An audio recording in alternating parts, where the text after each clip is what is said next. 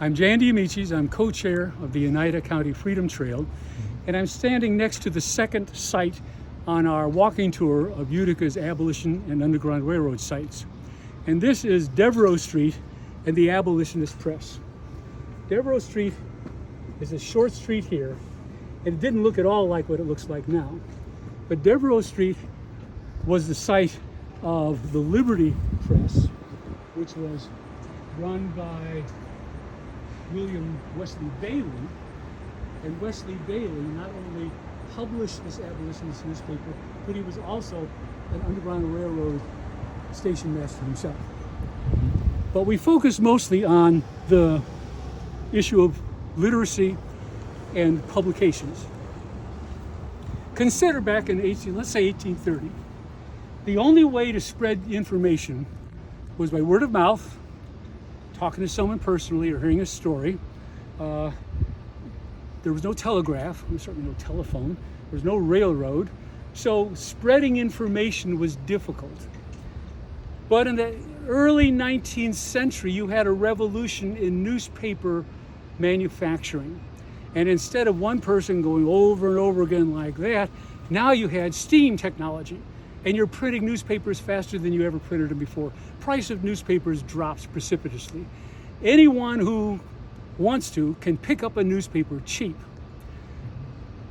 We know from the census records that 90% of adults in Oneida County were literate. And that includes African Americans. How did they get to be literate? There were no public schools, but you had such things as the Sunday school movement, where Protestants, in their ideology, insisted that people know how to read the Bible for themselves. And they made a point of organizing Sunday schools for their kids to learn. African Americans used church, used Bibles, and also schools that they or others established. The result was a highly literate population and a boom in the production of newspapers, which meant in the 1830s, suddenly there was an enormous outflood of abolitionist literature. Now, newspapers are one of those kinds of literature. And anti-slavery newspapers in Oneida County sprang up everywhere. In fact, Oneida County had more anti-slavery newspapers than any other place except Philadelphia and New York City.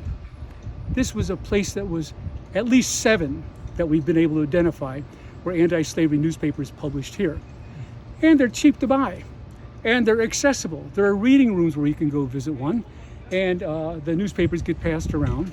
To the north of us, in the towns of Remsen and Steuben, there was a large Welsh language population, recent immigrants to America, starting in the 1800s.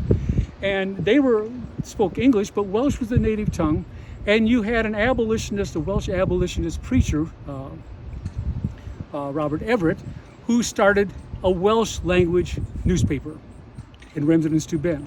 Now, Welsh immigrants tried to stay out of the anti-slavery movement. They didn't want to have anything to do with that political hot potato. But Everett starts to flood the area with anti-slavery newspapers, anti-slavery petitions, anti-slavery tracts, and so forth. And he publishes 3 newspapers overall.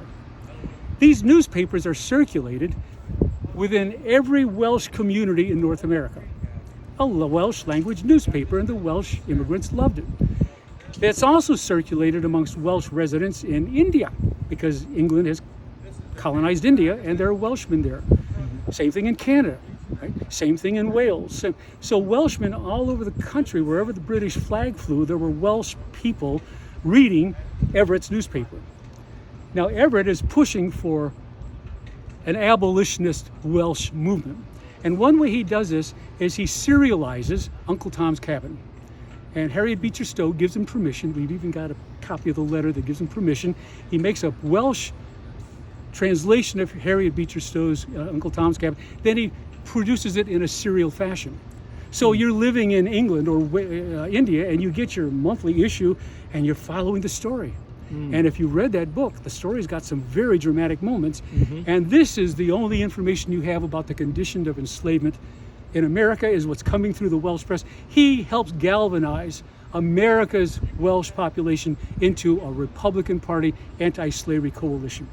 So the newspapers had a big to-do with generating anti-slavery information, but it also creates a network. Now you know what's going on in Buffalo. Now you can read about what's going on in Philadelphia. Now you can read about the attack on an abolitionist convention in Utica. Now, and within a few days, well, let's say a week, on the Erie Canal, say 3 miles an hour, right, on the Erie Canal. Mm-hmm. Now you've got a way to spread the message and to be in touch with each other. So literacy not only stimulates an abolitionist movement here, but it creates a network of abolitionist movements all across the North. So we find that literacy is one of the stories that we really have to tell to make the story complete. Mm-hmm. Mm-hmm. This was another, The Friend of Man was another anti-slavery newspaper. I actually have a copy of a Welsh newspaper and translated into English. I got the Welsh language and the English language because I found a Welsh speaker who was keen to do it. He wanted to be part of the process.